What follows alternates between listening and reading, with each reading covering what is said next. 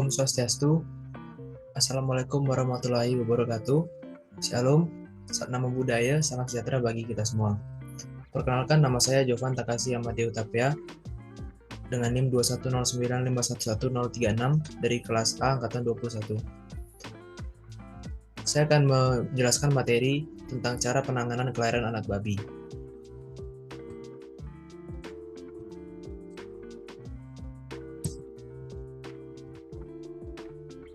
Jadi poin pembahasan pada presentasi saya kali ini mengenai penanganan kelahiran anak babi dapat dibagi menjadi 2 poin pembahasan, yaitu yang pertama adalah poin persiapan kelahiran atau sebelum kelahiran, dan poin yang kedua yaitu setelah kelahiran.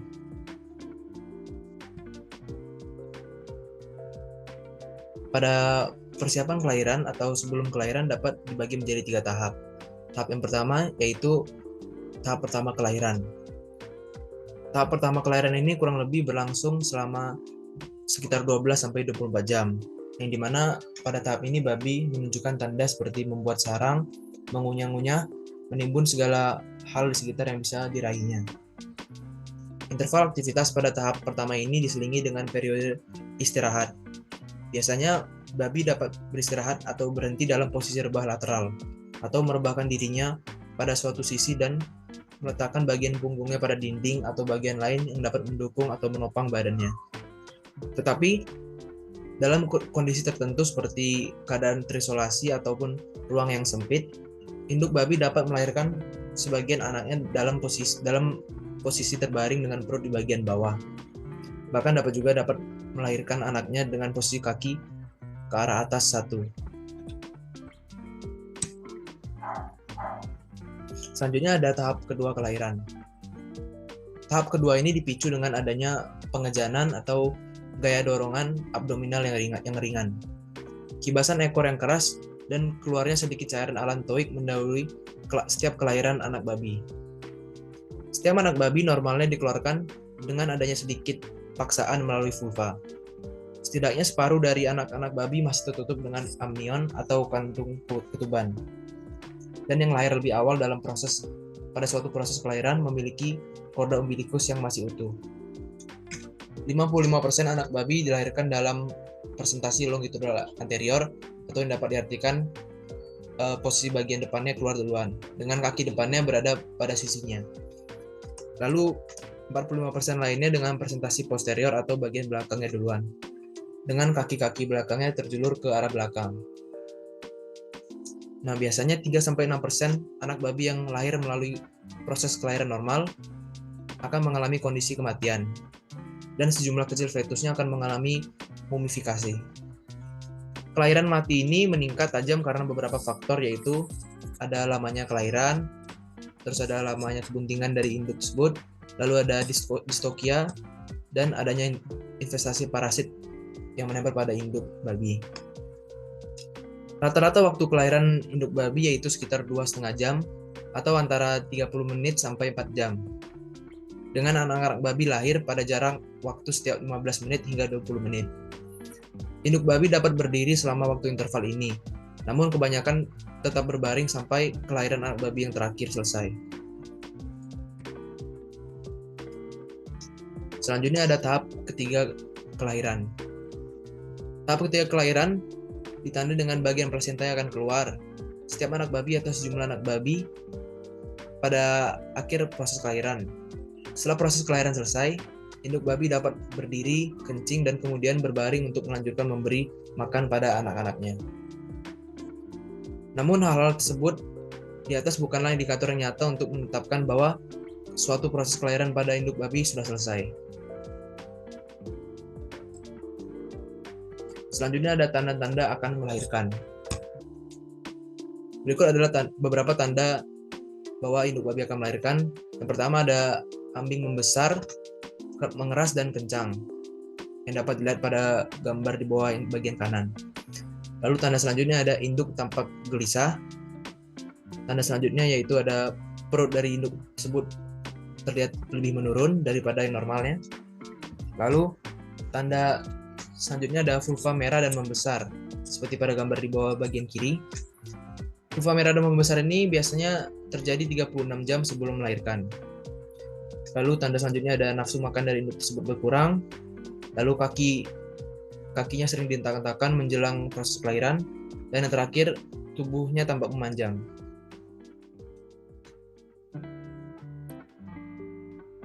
Selanjutnya ada faktor pendukung daripada proses kelahiran. Persiapan peternak sebelum babi beranak atau melahirkan merupakan salah satu hal yang penting dalam manajemen ternak babi. Hal itu dapat dilakukan untuk memperoleh kualitas anakan yang baik, yang sehat, serta memiliki pertumbuhan yang baik setelah kelahiran. Persiapan kandang dan fasilitas dalam yang baik dan layak untuk digunakan saat babi beranak dapat mendukung tercapainya produktivitas yang tinggi dari anak-anak babi yang dilahirkan. Dalam mempersiapkan kandang yang baik untuk babi untuk beranak, dapat diperhatikan hal-hal berikut. Yang pertama adalah kebersihan kandangnya. Kandang yang akan digunakan untuk babi beranak harus dibersihkan dari segala kotoran, semua sisa pakan harus dipindahkan, serta tidak boleh ada genangan air atau sisa-sisa air pada tempat pakan atau palungan. Lalu setelah kandang benar-benar bersih, maka dapat dilakukan disinfeksi terhadap kandang tersebut. Saat melakukan disinfeksi, ini bertujuan untuk melakukan membunuh kuman-kuman atau mengurangi kuman penyakit yang ada di dalam kandang tersebut, sehingga nantinya aman bagi induk saat melakukan proses kelahiran.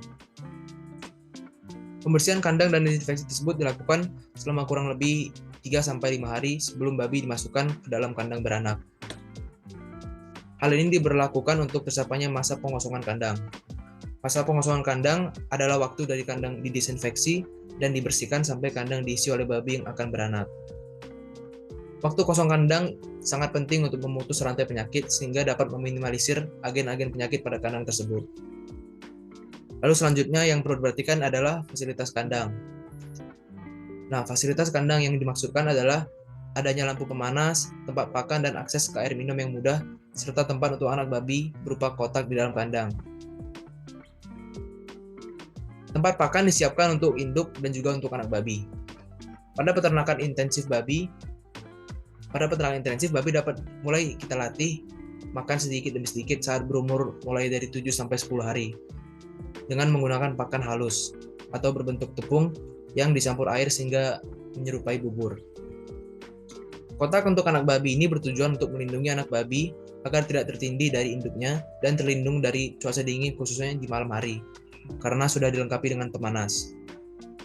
Lalu pastikan anak babi tidak merasa dingin karena cuaca dingin dan lembab akan menyebabkan babi mengalami diare yang nantinya akan merugikan peternak dan akan menambah biaya produksi. Lalu akses air minum harus tersedia 24 jam bagi induk. Oleh karena itu, pada kandang dapat dipasang keran berbentuk nipple sehingga babi bisa minum ketika dibutuhkan dan bebas minum untuk setiap waktu. Hal lain yang juga perlu diperhatikan adalah kondisi daripada induk tersebut. Beberapa hal yang perlu diperhatikan antara lain adalah lamanya kebuntingan. Umumnya babi mengalami lama kebuntingan selama kurang lebih 115 hari. Atau untuk lebih mudah mengingatnya, babi akan mengalami kebuntingan selama 3 bulan, 3 minggu, dan 3 hari.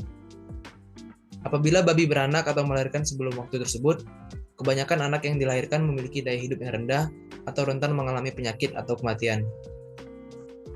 Babi harus segera dipindah ke kandang beranak pada saat umur 110 hari untuk mencegah terjadinya kelahiran lebih dini dan menyebabkan kematian anak karena melahirkan pada kandang yang belum dipersiapkan dengan baik atau tertindih. Agar mempermudah perkiraan waktu kelahiran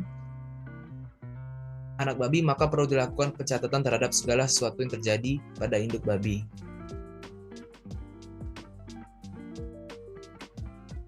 Pembuatan buku catatan atau kartu khusus sangat penting untuk memantau terus daripada proses kelahiran induk babi ini. Lalu hal yang perlu diperhatikan selanjutnya adalah kesehatan induk. Babi yang akan melahirkan atau beranak haruslah dipantau kesehatannya secara terus-menerus untuk mendukung keberhasilan dalam proses melahirkan. Beberapa hal yang perlu diperhatikan dalam menentukan kesehatan induk yang akan melahirkan dapat kita lihat dari kondisi fesesnya, seperti warna, bentuk, konsistensi, dan frekuensinya, dan urin atau air kencing. Lalu kondisi kaki harus kuat, seperti tidak lumpuh, luka, atau gangguan lainnya. untuk nantinya akan menunjang proses kelahiran. Apabila tanda-tanda babi mengalami cacingan atau adanya infestasi parasit, maka sangat perlu untuk segera dilakukan pengobatan atau segera menghubungi dokter hewan terdekat. Lalu hal yang perlu diperhatikan selanjutnya adalah kebersihan daripada induk tersebut. Nah, kebersihan induk juga perlu diperhatikan setiap hari. Induknya akan melakukan proses kelahiran perlu disiram untuk membersihkan badannya, sekaligus juga untuk melakukan proses cooling apabila kondisi cuaca pada lingkungan cenderung panas. Menyiram babi juga bertujuan untuk mengurangi kuman penyakit yang ada di dalam kandang tersebut. Selanjutnya adalah poin setelah kelahiran atau pasca kelahiran. Anak babi yang baru lahir sebaiknya selaput lendirnya yang menutupi dan hidung atau mulutnya segera dibersihkan, dengan tujuan agar anak babi tersebut dapat bernafas dengan leluasa. Lalu tali pusar hendaknya dibiarkan putus sendiri. Jikalau harus dipotong atau diputuskan, sebaiknya tinggalkan 2,5 cm dan diberi iodium tentur sebanyak 7%. Setelah anak babi lahir, sebaiknya langsung menyusui induknya. Anak babi yang kuat akan mendapatkan puting susu yang paling baik. Oleh karena itu, jumlah anak yang akan dilahirkan seharusnya sesuai dengan jumlah puting susu pada induknya.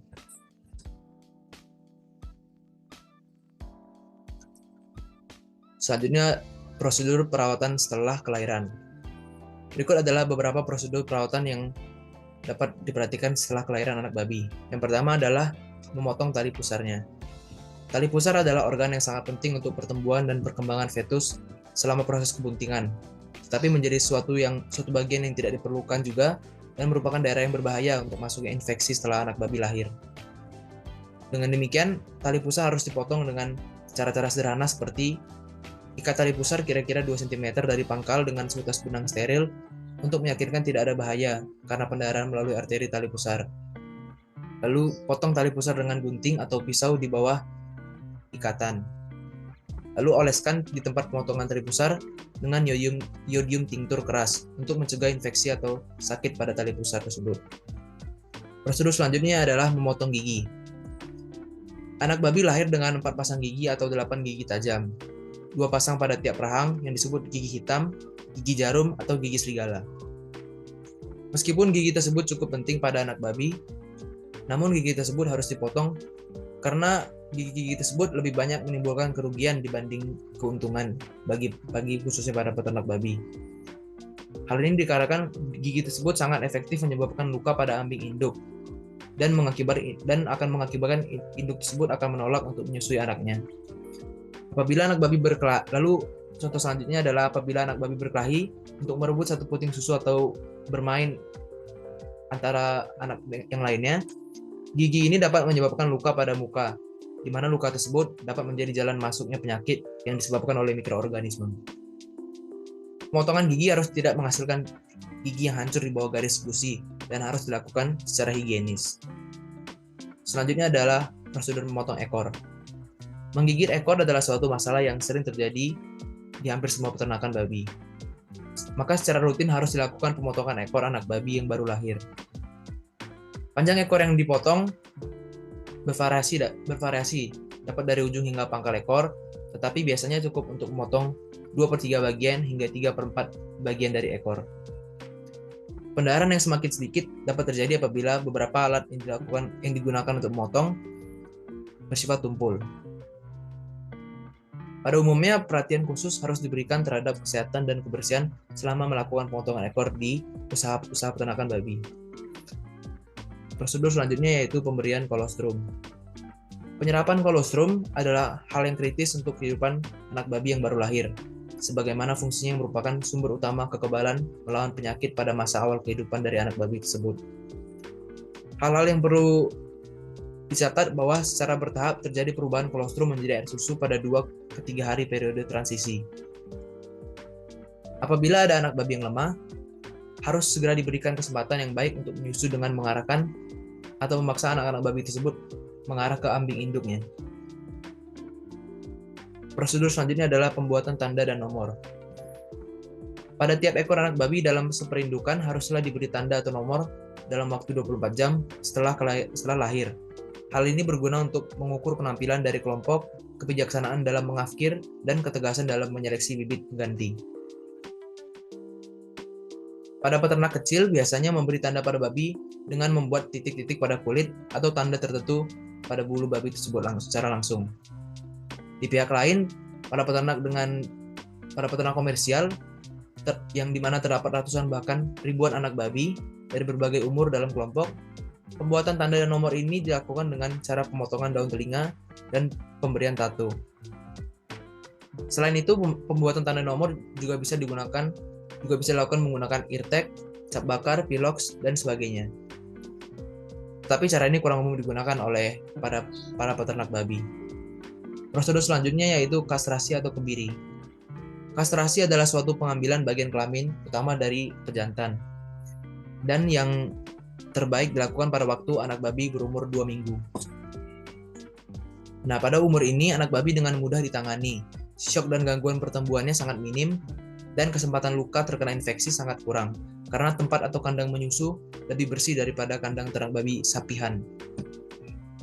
Kastrasi anak babi dilakukan terutama untuk mencegah individu yang tidak diinginkan dari gambaran dirinya sendiri, fasilitas pemberian makan secara bersama, dan juga untuk tata laksana praktis lainnya. Tujuan dilakukannya pengebiaran ini adalah untuk memperbaiki karkas babi, akan tetapi kenyataannya secara keseluruhan memperlihatkan bahwa pertumbuhan babi jantan hampir sama bila tidak lebih cepat daripada babi kebiri pada umur pasar yang sama, dan dengan efisiensi penggunaan makanan dan kualitas karkas yang lebih baik.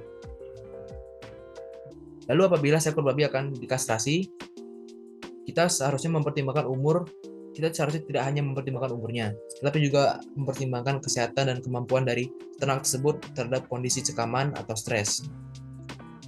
Melakukan kastrasi ini adalah suatu operasi yang sederhana, tetapi hal ini dapat menimbulkan bahaya apabila seseorang tidak mempertimbangkan kondisi ternak dan lingkungannya.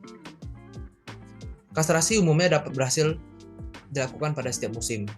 Akan tetapi waktu yang paling baik melakukannya adalah saat keadaan cuaca menyenangkan, lalu saat cuaca hari yang cerah, sejuk, dan hindari cuaca yang dingin, basah atau beruap.